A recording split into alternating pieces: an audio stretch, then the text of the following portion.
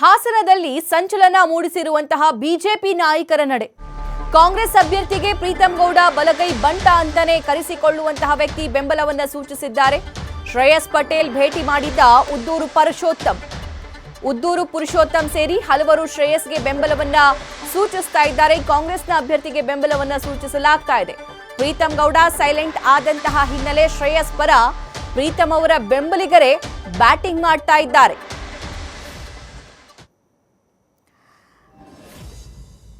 Preetham Gowda in case ಅಲ್ಲಿ ಮೈತ್ರಿ ಅಭ್ಯರ್ಥಿ ಪ್ರಜ್ವಲ್ ರೇವಣ್ಣ ಅವರೇನು ಕಣದಲ್ಲಿದ್ದಾರೆ, ಅವ್ರಿಗೆ ಸಪೋರ್ಟ್ ಮಾಡದೇ ಇದ್ದಂತಹ ಸಂದರ್ಭದಲ್ಲಿ ಅವರು ಕ್ಷೇತ್ರವನ್ನ ಬಿಟ್ಟು ಹೊರಗಡೆ ಬನ್ನಿ ಅನ್ನುವಂತಹ ಮಾತು ಕೂಡ ಕೇಳಿ ಬರ್ತಾ ಇತ್ತು. ಈ ಇನ್ಸ್ಟ್ರಕ್ಷನ್ನ ಬಿಜೆಪಿ ನಾಯಕರು ಪ್ರೀತಂ ಗೌಡ ಅವರಿಗೆ ತಲುಪಿಸಿದ್ರು.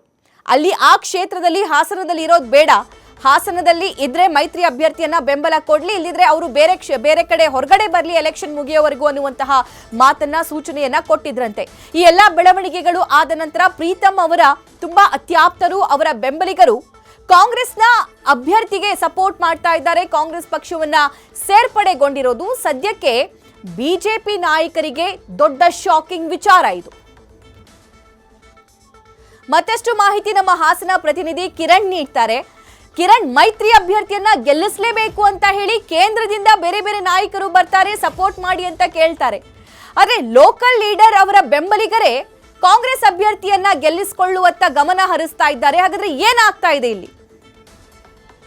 ಸಭಾ ಏನು ಹಿಂದಿನಿಂದಲೂ ಕಳೆದ 5-6 ವರ್ಷಗಳಿಂದಲೂ ಕೂಡ Preetham Gowda versus H D ದೇವೇಗೌಡರ ಕುಟುಂಬ, ಎಚ್ ಡಿ ರೇವಣ್ಣವರ ಕುಟುಂಬ ನಡುವೆ ವಾಕ್ ಸಮರ, ಹಗ್ಗ ಜಗ್ಗಾಟ ಎಲ್ಲ ನಡೀತಾನೆ ಇತ್ತು ಅಂತಾನೆ ಹೇಳ್ಬೋದು.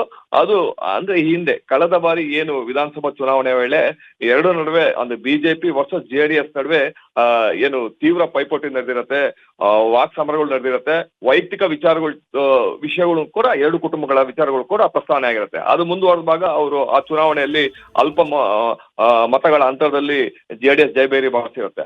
ಅದಾದ ನಂತರ ಈ ಇಬ್ರು ನಾವೊಂದು ತೀರ ನೀವೊಂದು ತೀರ ಅನ್ನೋ ಮಟ್ಟಕ್ಕೆ ಇಬ್ರು ಅಂದ್ರೆ ಪ್ರೀತಂ ಗೌಡ ವರ್ಸಸ್ ಏನು ಪ್ರಜ್ವಲ್ ರೇವಣ್ಣ ಇಬ್ರು ಒಂದು ಬೇರೆ ಬೇರೆ ಆಗಿರ್ತಾರೆ.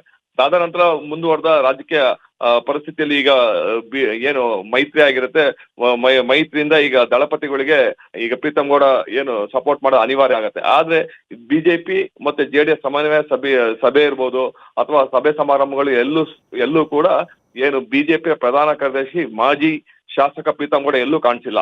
ಇದಲ್ಲದೆ ಸಾಕಷ್ಟು ಅವ್ರ ಫಾಲೋವರ್ಸ್ ಇರ್ಬೋದು, ಅವ್ರ ಬೆಂಬಲಿಗರಿರ್ಬೋದು, ಈಗ ಎಲ್ಲೂ ಮೈತ್ರಿ ಅಭ್ಯರ್ಥಿ ಪರ ಚುನಾವಣೆ ಪ್ರಚಾರದಲ್ಲಿ ಭಾಗಿಯಾಗ್ತಾ ಇಲ್ಲ.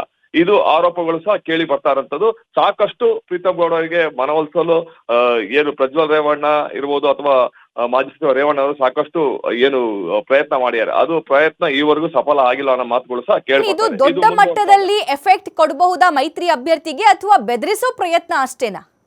ಇದು ಮುಂದುವರೆದ ಭಾಗ ಏನು ಪ್ರೀತಂ ಗೌಡ ಅತ್ಯಾಪ್ತರಲ್ಲಿ ಗುರುತಿಸ್ಕೊಂಡಂತ ಉದ್ದೂರು ಹಾಸನದ ಹೊರವಲಯ ಏನು ಉದ್ದೂರು ಗ್ರಾಮ ಇದೆ, ಅಲ್ಲಿ ಸಾಕಷ್ಟು ಏನು ಯುವ ಸಮುದಾಯನ ಹೊಂದಿರುವಂತ ಖುಷಿ ಅಲಿಯಾಸ್ ಪುರುಷೋತ್ತಮ್ ಈಗ ಶ್ರೇಯಸ್ ಪಟೇಲ್ ಏನು ಕಾಂಗ್ರೆಸ್ ಅಭ್ಯರ್ಥಿ ಆದಂತ ಶ್ರೇಯಸ್ ಪಟೇಲ್ ಅವರಿಗೆ ಕ್ಯಾನ್ವಾಸ್ ಮಾಡಲು ಅವ್ರ ಪ್ರಚಾರ ಮಾಡೋರು ಹೋಗ್ಯಾರ ಅಂತ ಸಹ ಕೇಳ್ಬರ್ತಾ ಇದೆ. ಇದಕ್ಕೆ ಸಂಬಂಧಪಟ್ಟಂತೆ ಹಲವರು ಕೂಡ ಈಗ ಹಲವು ಪ್ರೀತಂ ಗೌಡ ಪ್ರೀತಂ ಗೌಡ ಇದ್ದಾರೆ ಅವರ ಬೆಂಬಲಿಗರು ಕಾಂಗ್ರೆಸ್ಗೆ ಪರೋಕ್ಷವಾಗಿ ಬೆಂಬಲ ನೀಡ್ತಾ ಇದ್ದಾರೆ ಅನ್ನೋ ಮಾತುಗಳು ಸಹ ಕೇಳ್ಬರ್ತಾ ಇದೆ.